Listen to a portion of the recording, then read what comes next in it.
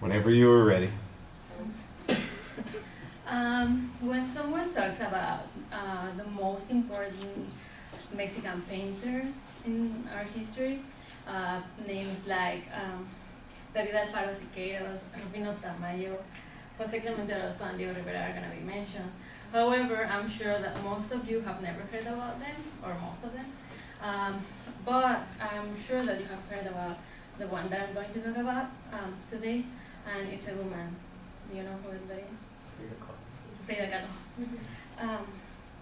So today I'm going to introduce you to three of her most important paintings, and I'm going to relate it to her physical, emotional, and psychological condition. And I got information from the web, but also I have been told that in my childhood. Do you think why is it important to know about her? Right now, in the modern time, she has had a lot of influence. For example, this painting inspired Viva la Vida birthday. As you can see, this Viva la Vida. She wrote this like days before she died, and also she has been featured in the last month's Vogue magazine in Mexico. So I think it's important to know about her. Oops. Since I'm going to talk about a lot about her relationship with her husband, that's Diego Rivera. He was an important painter, and well, just so that you know who that is. So this is the first painting that I'm going to talk about. I think that's the most famous one she got, and she painted it in 1939. It's called The Two Fridas. It basically, well, at this time they were getting divorced, so that's why she paints two personalities of her. She usually had a lot of pride in her Mexican inheritance, and that's the personality of this Frida. And you can see that, with this hand she's holding a picture of Diego Rivera, and that's the one that's giving life to that personality, and that's why you can see that even though she's suffering because both of her hearts are outside, that's the one that's complete and it's not hurt. However, her European personality is the one that Diego never liked, and that's why it's like, it's all hurt, and she's cutting, like she's in pain, and she cut the vein. And also you can see how she was suffering because of the background. See, it was like a storm or something like that. And now I'm going to talk about the next painting. This is called Self-Portrait with Crop Hair, and it was painted in 1940. And this is after they got divorced. However, this year they got back together, but at this time she's trying to say, I get rid of you and I want freedom and I want to, like, she's kind of empowering herself, and that's why she cut her hair, because Diego Rivera loved how she showed her Mexican pride, and he liked her wearing dresses, and that's why she stopped wearing dresses, and she's actually wearing one suit of Diego Rivera. And also with this hand, this one, she's holding a bunch of hair, which is this is a sacrifice that I'm making of not loving you anymore.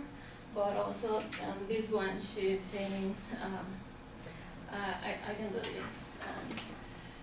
The phrase up there says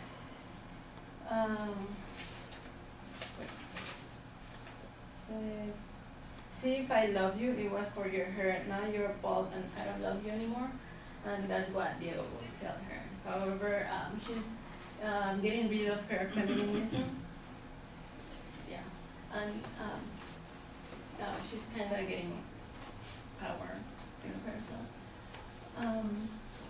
And this is the last painting that I'm going to talk about. It was painted in 1944, and it's called The Broken Column. During this time, she had to wear a steel corset for 5 months, and it's because when she was 18, she was in a bus accident, and she broke her spinal cord, and she also broke her collarbone, her ribs, her pelvis, and she had 11 fractures on her left leg, and she dislocated her arm and her feet. So, well, she suffered a lot.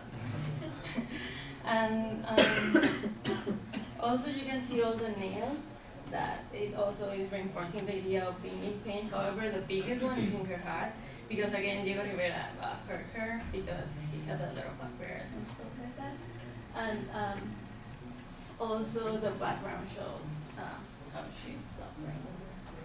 And so, as you can see, she had a lot of Mexican influences, and she liked to paint that.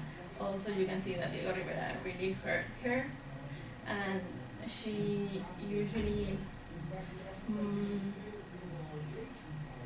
showed her emotions with her artwork. So now you know more about her.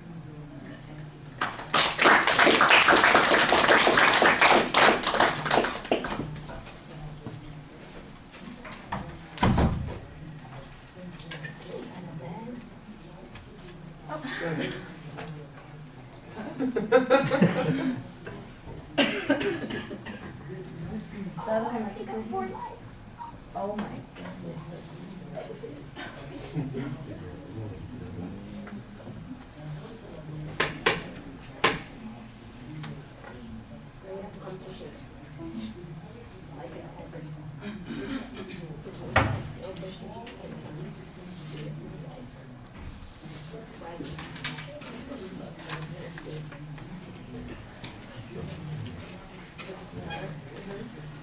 Right at the beginning, I think you have a good list of Mexican artists as an attention device, but you go through them a little quickly, and you're not distinctly saying them, at least not in a way that I think English language audiences will always pick up on. They sort of run together. I did like the kind of question where you engage the audience and you got the Frida Kahlo response that you were expecting there, which was fine, so it identifies the topic pretty well.